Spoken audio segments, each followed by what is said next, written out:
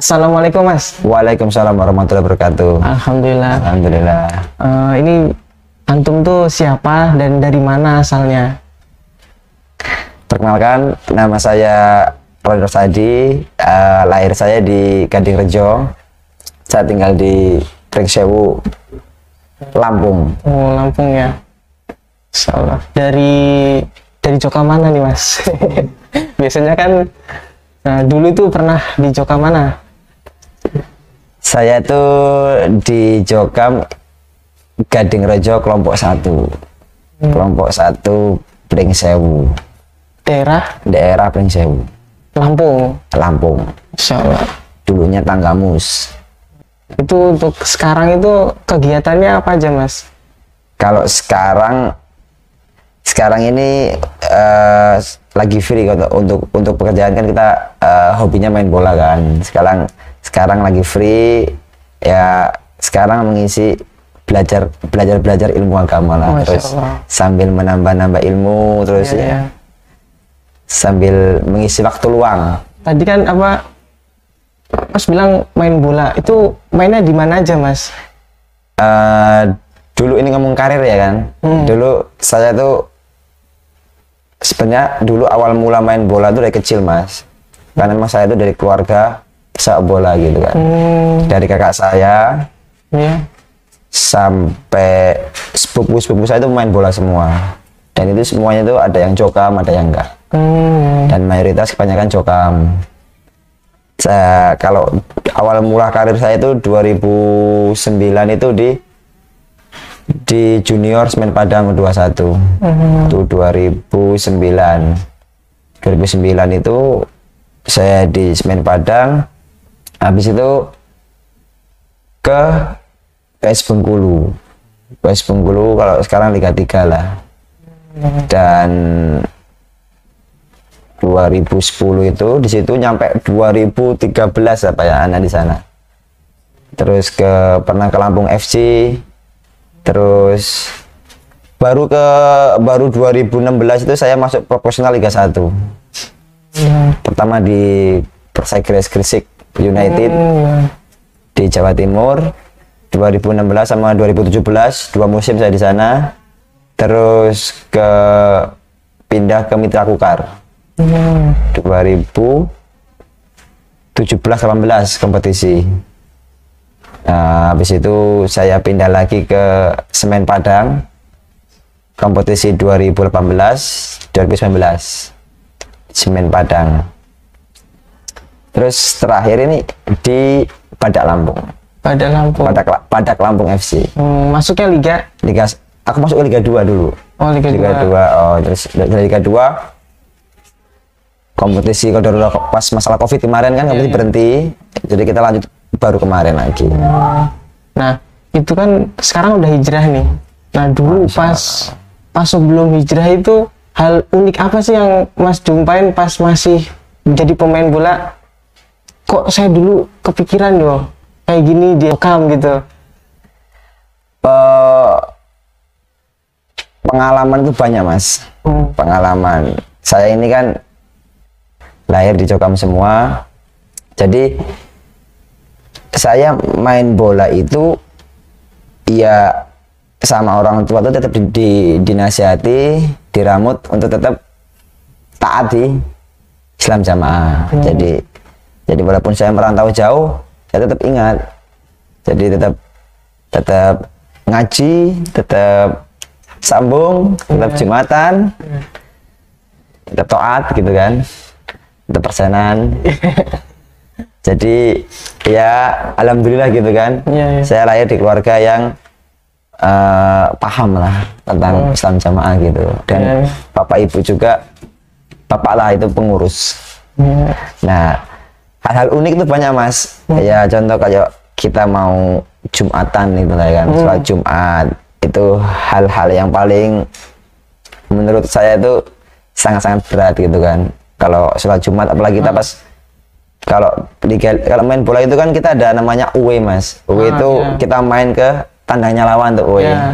Nah itu kan kadang kita kalau di daerah-daerah kota-kota kecil atau terpencil gitu kan, kayak Papua semuanya kan, terus daerah Samarinda semuanya kan. Pokoknya daerah-daerah yang kita nggak punya susah lah gitu.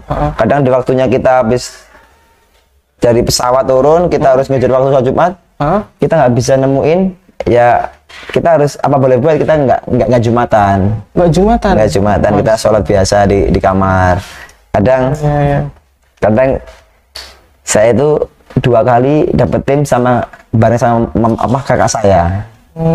Sama kakak saya itu pernah 2 tim, ya dia sekarang masih di Islam Jamaah. Ya mudah-mudahan aja, saya doakan mudah-mudahan bukan dia aja, keluarga saya bisa ikut hijrah gitu loh. Jadi pasti kalau kita UE itu pasti kita satu kamar. Satu kamar tuh bukannya kita mau memanfaatkan biar tidur sama satu keluarga, bukan. Memanfaatkan untuk kita hal-hal yang kayak gini loh, kalau banyak Jumatan gitu kan. Kita bisa bareng di kamar Jumatan. Sholat Jumatannya di kamar? Iya.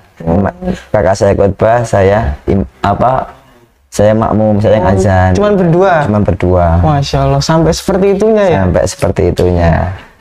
Terus ya apalagi kalau mau sholat wajib gitu kan, itu gimana walaupun hotel sampingnya masjid, kita yang mandi di kamar gitu. Padahal kan wajibnya kan seorang laki-laki sholat di masjid.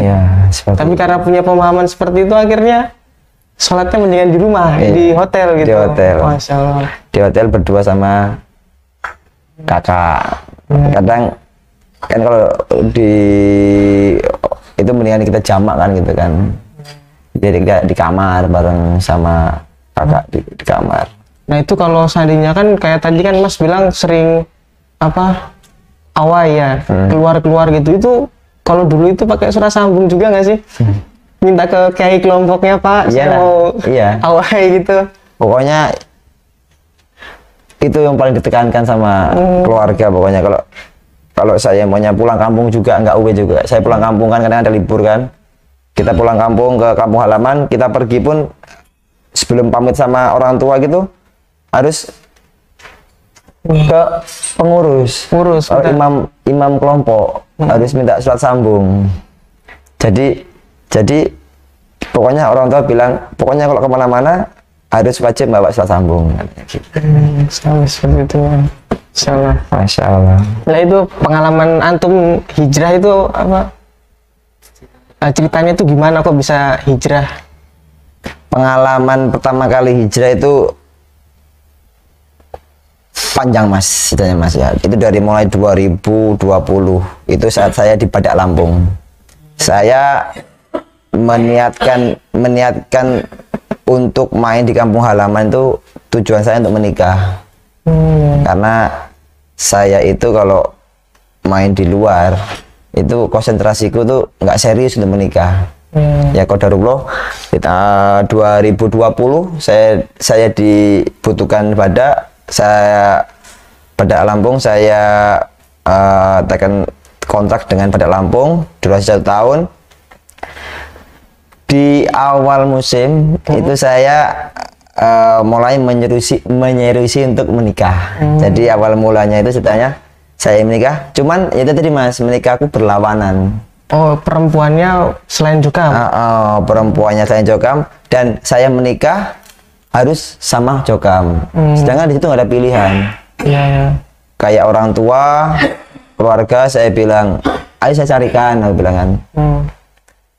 Mau ngirim surat SL, siapa mau dikirim kan Mas? Kan harus pakai SL itu. SL itu surat lamaran kan, kalau yang familiar gitu kan. Jadi kita harus ngirim surat SL dulu, ya pegon, dan di situ ya siapa yang mau dikirim gitu, kita bisa juga kan. Dan akhirnya saya itu kenal sama seseorang, dan itu teman dulu SMA, dan itu pun nggak ada komunikasi, itu lama, dan saya pengen menyerusi dia, dan cuman dia itu bukan Jokam United, bukan Islam Jamaah, jadi dia bukan Islam Jamaah, dan akhirnya di situ apa ya, bertabrakan lah, emosional antara pengen diterusin apa enggak gitu kan. Dan alhamdulillah si calon istriku itu dia alhamdulillah udah belajar duluan tentang agama kan, dan kita komunikasi juga, ketemu juga yang nggak bareng sama, cuman nggak yang sendiri kita ngobrol rame-rame gitu kan. Kita ngobrol dan dia memberikan referensi kalau saya kan ngajak dia nikah, tapi saya harus ngajak dia ke Islam Jamaah, dan dia nggak mau. Dia ngasih referensi ustadz-ustadz yang harus saya pelajari. Oh, akhirnya antum milih belajar gitu, kemudian ngerti mana yang benar gitu. Dan saya memaksakan diri sih mas. Awalnya takut mas, karena yang aku lawan itu bukan masalah tentang Islam Jamaahnya. Yang aku lawan itu tentang nanti kalau saya pelajari ilmu ini, nanti keluarga saya yang saya lawan. Dan itu terbukti mas. Dan saya akhirnya memberanikan diri, dan semakin saya belajar tentang ilmu yang ya apa nih kalau ngomong ya tentang bukan ilmu sih, apa sih Islam Jamaah itu kan saya pelajari gitu loh. Mulai berpikir kan. Mulai berpikir kok berarti selama ini seperti ini toh ya kan, dan akhirnya membuka pikiran saya. Dan apa yang orang kita bilang biasanya kan selain orang Islam Jamaah itu kafir, murtad gitu kan kalau keluar. Jadi kok malam hal itu lari ke saya ke Islam Jamaah gitu loh. Karena kalau tidak terbukti kafirnya bakalan balik ke orang yang mengkafirkan itu. Iya, begitu seperti itu. Nah, aku semakin semangat tuh mas. Saya semakin semangat untuk belajar tentang selain ilmu Islam Jamaah gitu kan. Dan referensi, dan saya itu diberi apa namanya, saya cari-cari kok, bukan cari-cari lah istilahnya kan. Begitu sebelum saya hijrah udah banyak tuh yang hijrah kan. Saya cari-carilah teman-teman yang udah hijrah duluan kan. Kalau orang Islam Jamaah bilang terpengaruh ini sama orang-orang yang gitu kan. Wah, pantesan ini terpengaruh kan. Jadi ya wong mainnya aja sama orang-orang yang terpengaruh gitu kan. Ya itu biarlah, itu bahasan mereka kan. Tapi saya tanya-tanya kan, apakah ini yang dibilangkan Ustadz ini benar tentang Islam Jamaah kan. Terus akhirnya kok berbanding terbalik gitu kan.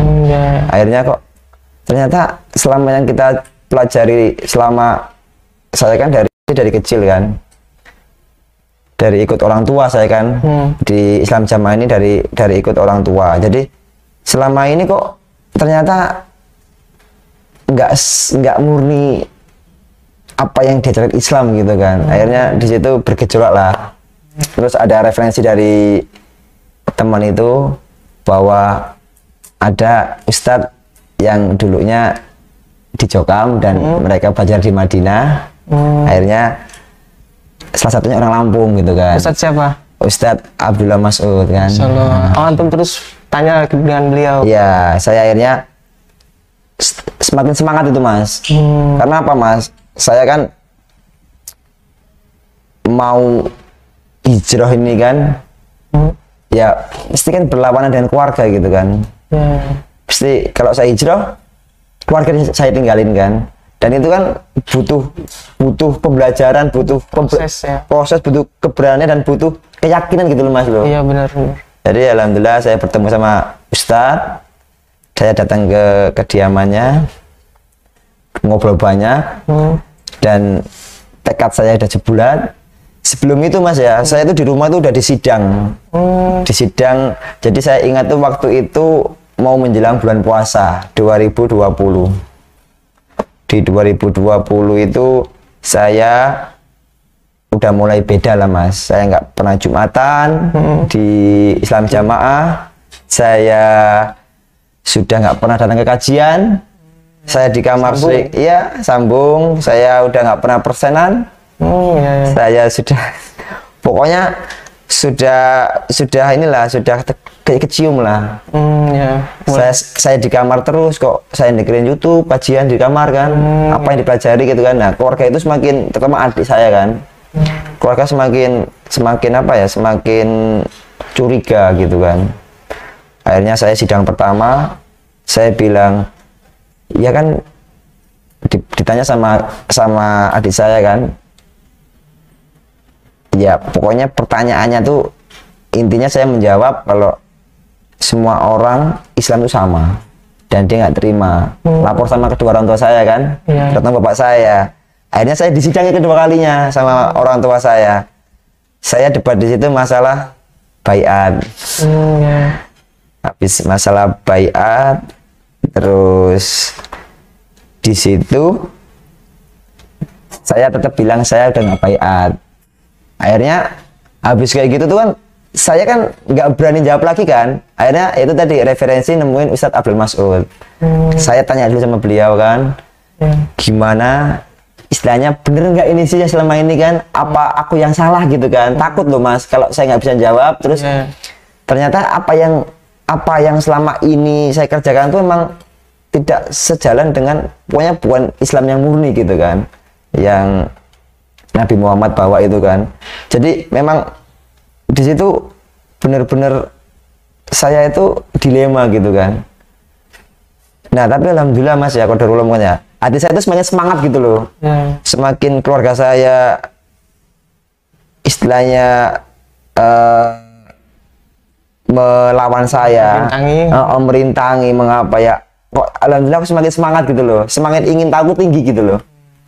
Habis itu saya datang ke rumah beliau, saya ngobrol panjang lebar, ya alhamdulillah jelasin, dan saya memberanikan diri. Dan saya waktu itu saya ingat malam-malam waktu menjelang maghrib itu saya di sidang yang ketiga kalinya sama sekeluarga besar. Oh, keluarga besar. Keluarga besar, dan saya dibilang intinya satu, masih baiat dengan Pak Imam, masih Islam jamaah, dan saya bilang tegas, saya tidak lagi baiat sama Pak Imam, saya tidak sambung, dan saya tidak di Islam jamaah.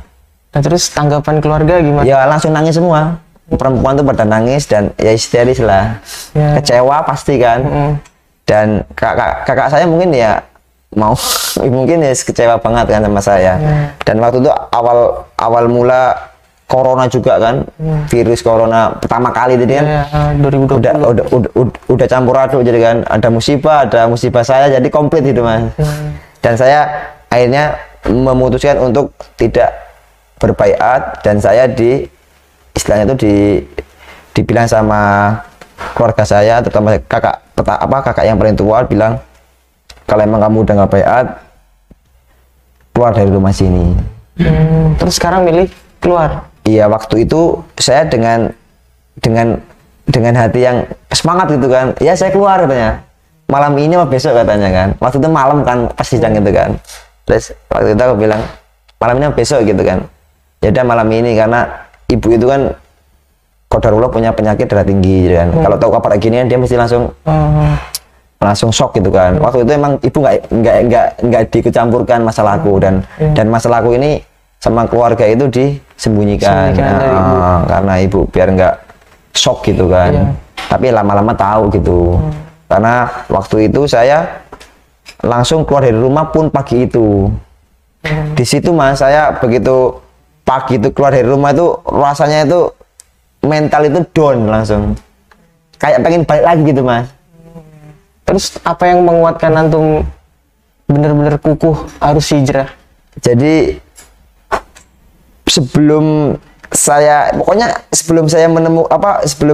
ya mungkin jalan hijrahku tuh alhamdulillah tuh ini loh mas, bertahap gitu loh. Alhamdulillah Allah itu memberikan tahapan yang Masya Allah banget. Jadi sebelum aku disidangnya ketiga kalinya, saya udah menemuin Ustadz Abdul Mas'ud. Terus saya waktu itu kan saya ingat tuh masih ada videonya sih, dan buktinya masih ada di saya, dan alhamdulillah saya rekam gitu loh. Itu Ustadz Khalid Basalamah. Waktu itu dia live di YouTube, akun YouTube-nya kan waktu itu emang nggak ada kajian offline kan, adanya kajian online. Begitu live, saya tanya, Ustadz, saya mau bertanya, gimana kalau saya tidak mengikuti agama kedua orang tua saya? Apakah saya dibilang anak durhaka? Dan alhamdulillah seketika itu dijawab sama Ustadz. Masya Allah. Masya Allah. Ya akhi, aku masih ada ingat, kalau antum tidak mengikuti agama orang tua karena agama itu emang sesat, antum tidak dibilang anak durhaka. Dari situ saya berani mas melawan orang tua mas. Karena ya Islam jamaah ini kan memang akidahnya Iya. memang nggak sejalan dengan Islam sesungguhnya yang murni dari Madinah gitu kan. Menyimpang ya. Menyimpang. Jadi begitu ditambah dengan Ustadz Khalid Basalamah, semakin semangat saya masih hijrah mas. Semakin kuat masih ya, tekadnya kuat untuk hijrah. Tapi begitu saya diusir dari rumah, ingat saya mas, itu rasanya itu down tuh, habis-habisan downnya itu. Jadi keluarga aku tuh udah ngebuang saya semuanya gitu kan. Sampai orang tua tuh bilang, masih ingat saya, ibu bilang, kan kita ini 7 bersaudara mas. Saya itu anak kelima. Kelimanya. Anak kelima, saya punya adik 2 kan. Jadi sampai orang tua tuh bilang, Ron, mama itu anak pitu katanya kan. Masa ya yang namanya surga yang satu masuk neraka. Itu saya down banget tuh mas ya. Sampai bilang kayak gitu. Iya. Saya langsung nangis itu mas. Langsung orang tua yang ngomong mas lah. Kan gimana orang tua, doa kan dijabah. Ya kan doa gitu kan orang ngedon loh mas. Kalau kita nggak punya ilmunya dan nggak kuat gitu kan, masya Allah. Akhirnya di situ bimbang mas, bimbang. Tapi aku tetap tekad gitu. Aku tetap ingin cari kok. Ternyata apa yang dibilang tuh kebanyak orang kan temannya hijrah seperti itu loh mas. Ya. Jadi orang-orang itu kalau begitu hijrah, dia dimusuhin. Nah itu pas itu. Ya. Aku langsung dimusuhin bener-beneran satu keluarga. Tapi setelah hijrah itu kenikmatan apa sih yang antum rasakan? Masya Allah, banyak banget mas. Ya. Semuanya tuh jalannya tuh. Tapi ini sebelum itu aku masih mau ngobrol yang masalah. Jadi begitu aku diusir dari rumah itu kan, saya tinggal di mes Badak itu kan. Alhamdulillah itu 1 bulan. Jadi aku puasa sendirian di situ, nggak ada temennya. Bener-bener luar biasa pokoknya perjuangannya. Dan itu begitu bulan puasa itu, saya kan nggak ada komunikasi dengan si calon istriku itu kan, sama sekali lewat kontak. Saya langsung temuin, bilang sama dia kalau saya langsung ngajak dia menikah. Taruhan aku mau nggak mau gitu kan, pengen biar aku juga hijrah juga ada yang nemenin gitu kan. Dan akhirnya saya melamar dia. Dan alhamdulillah sama keluarganya di ACC diterima, alhamdulillah, karena nggak harus ngaji kitab sholat kan, nggak harus katam. Jadi itu cuma ngelamar aja dengan niat baik kan, ya alhamdulillah diterima mas. Tapi ada masalah juga mas, keluarga saya bilang kalau saya nikah sendirian.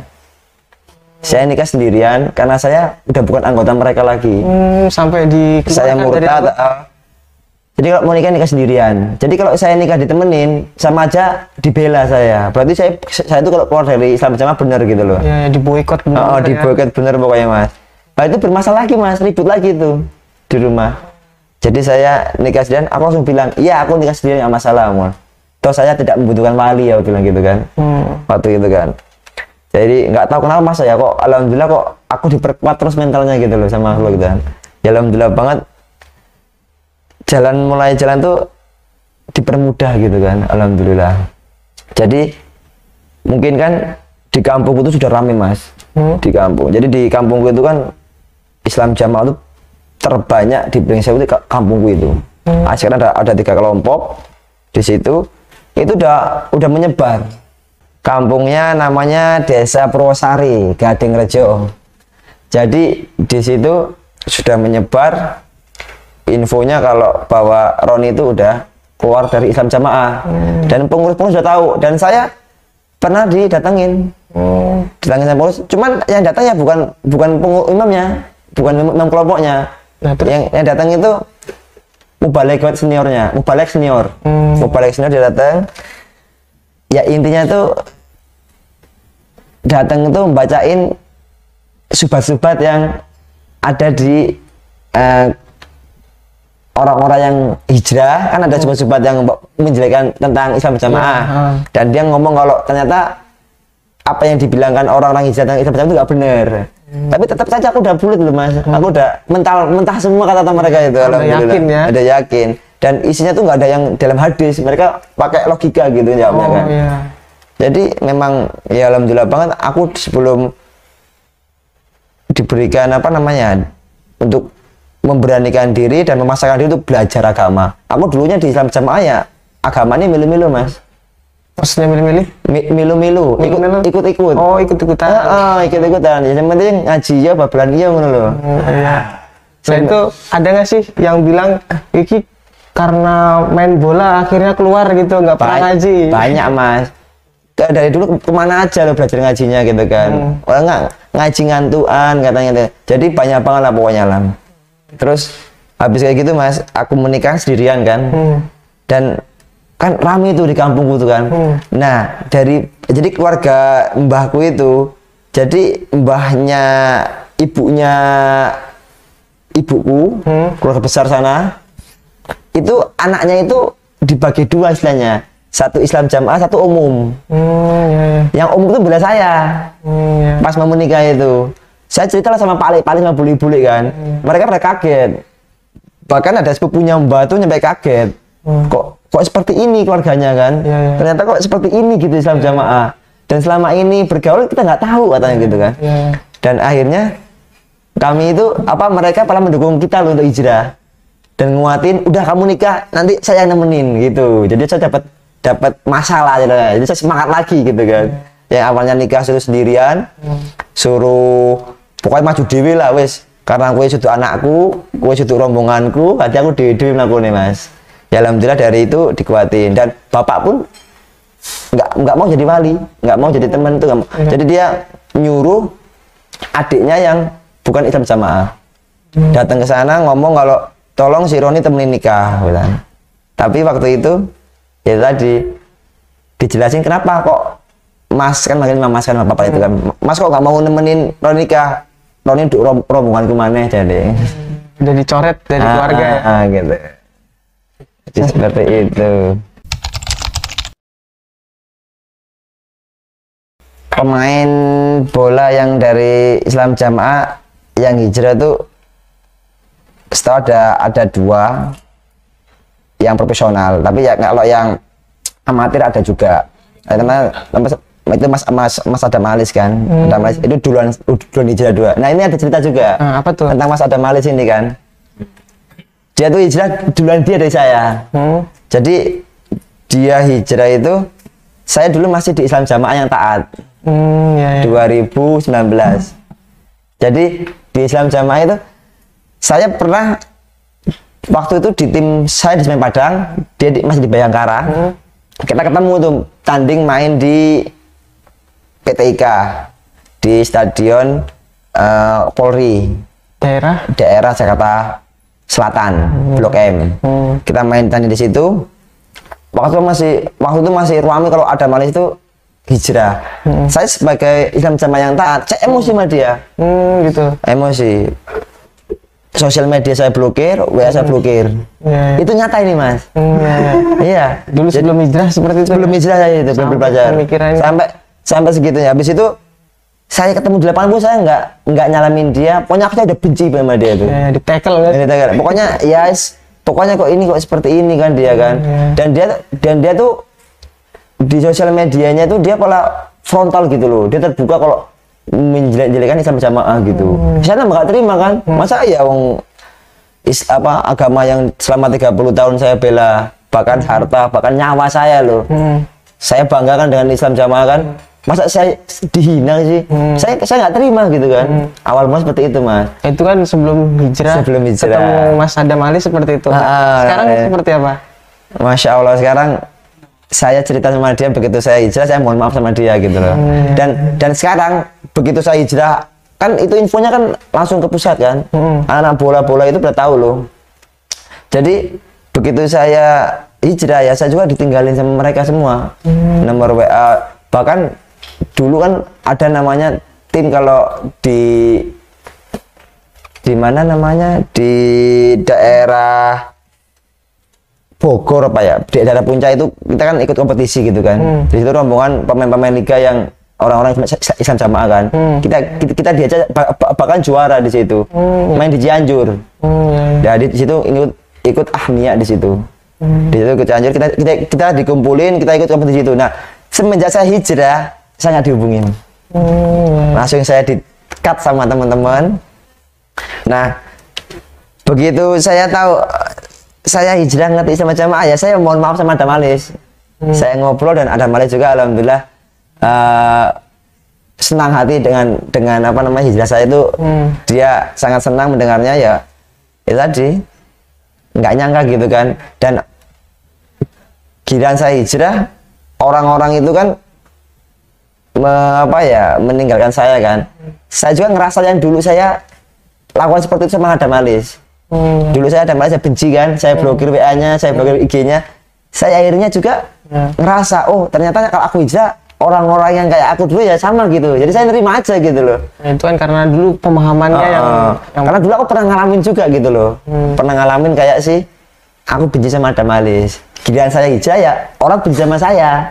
Anak-anak Islam jamaah ya aku nggak apa-apa gitu, karena saya pernah merasakan gitu loh. Jadi seperti itu Mas. Dulu kan pas di Jokam itu kan ada persenan. Nah itu bagaimana antum nyikapin persenannya? Sebelum saya ngerti ya kan, ya alhamdulillah saya taat dengan persenan itu Mas. Jadi sebelum saya terpengaruh, kalau orang bilang gitu ya kan, terpengaruh gitu kan, saya tuh yang namanya dapat tim, saya gajian per bulan tuh saya pasti tuh Mas. Karena kan mereka kan memberikan dalil bahwa harta ini kalau nggak itu tuh jadi bumerang buat kita kan, kalau nggak kita infakkan kan. Mereka membawa hadis seperti itu, jadi kan kita juga takut loh Mas. Ya emang bener sih Mas, memang harus diinfakkan, cuman kan nggak seperti itu gitu loh. Ditentukan. Nah itu ya saya aktif persenan Mas setiap bulan. Jadi hampir mendekati ya hampir puluhan juta lah. Mungkin kalau saya itu kalau satu musim itu kan 12 bulan. Ya kalau per bulan mungkin ya udah mungkin puluhan juta lah Mas. Untuk pas itu. Sedangkan itu kan ya sama aja tidak, hati itu kadang-kadang menggebu-gebu kan kalau mau sedekah, tapi hati kita melawan loh. Walaupun kita taat juga tetap melawan Mas. Jadi seperti itu. Nah itu tanggapan pengurus gimana tuh semenjak antum keluar nggak persenan kan? Ya mereka udah tahu duluan, mereka udah istilahnya kita udah nggak persenan, kita nggak sambung, kita nggak pernah ngaji di situ, ya mereka udah tahu kalau kita emang udah terpengaruh gitu loh. Dari itu udah mulai tahu kalau saya nggak pernah persen tuh udah nggak ngurus lagi ya, nggak mau nanyain lagi. Iya, nggak mau.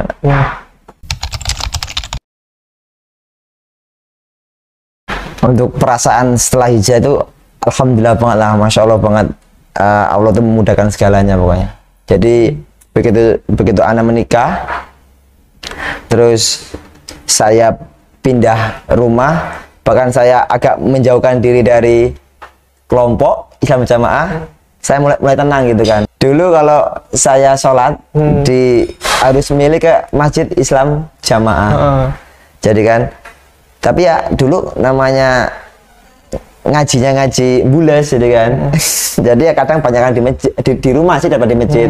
Tapi giliran alhamdulillah udah belajar, kita udah tahu kewajiban kita di masjid. Ya kita alhamdulillah ya di masjid, dan mudahnya lagi begitu hijrah ini kita nggak milih-milih gitu. Di mana aja masuk pokoknya. Ya yang penting alhamdulillah tambah banyak. Yang dibilang nanti temennya sedikit ya alhamdulillah tambah banyak temennya. Yang peduli tambah banyak. Yang semakin sayang lillah itu tambah banyak gitu loh. Nggak ada embel-embel kalau ya kita kan namanya dulu kadang-kadang di Islam jamaah itu kan harus punya label, harus punya istilahnya harta biar digandrungi dulu kan. Ini benar-benar lillah gitu loh. Benar-benar karena Allah gitu loh. Kita berteman bersahabat itu benar-benar saling mendukung gitu kan, saling mengingatkan tentang masalah agama gitu kan. Jadi emang begitu hijrah tuh dampaknya yang baik buat saya alhamdulillah banyak. Tapi sampai sekarang juga ya kayak keluarga, kayak teman-teman yang dulunya akrab ya 90 derajat gitu. Dia berbalik, pokoknya kalau sama saya ketemu ya ada jarak di situ. Antum kan sekarang kan penampilannya berjenggot nih. Ya. Nah, dulu apakah juga berjenggot? Dulu saya enggak Mas. dulu di Islam jamaah tuh jangankan berjenggot, kadang celana cingkrang aja ini buka aib ya kan, bukan buka aib ya kan. Nah, dulu di Islam jamaah, jadi saya nggak berjenggot, bahkan ya kayak celana yang masih agak glembre gitu kan kalau bahasa sana kan, terus celana masih kadang-kadang ya setengah tiang, kadang-kadang masih kelihatan auratnya kan, namanya dulu di Islam jamaah. Nah sekarang berjenggot ya alhamdulillah kan, berjenggot juga ini berat banget ini di Islam jamaah itu.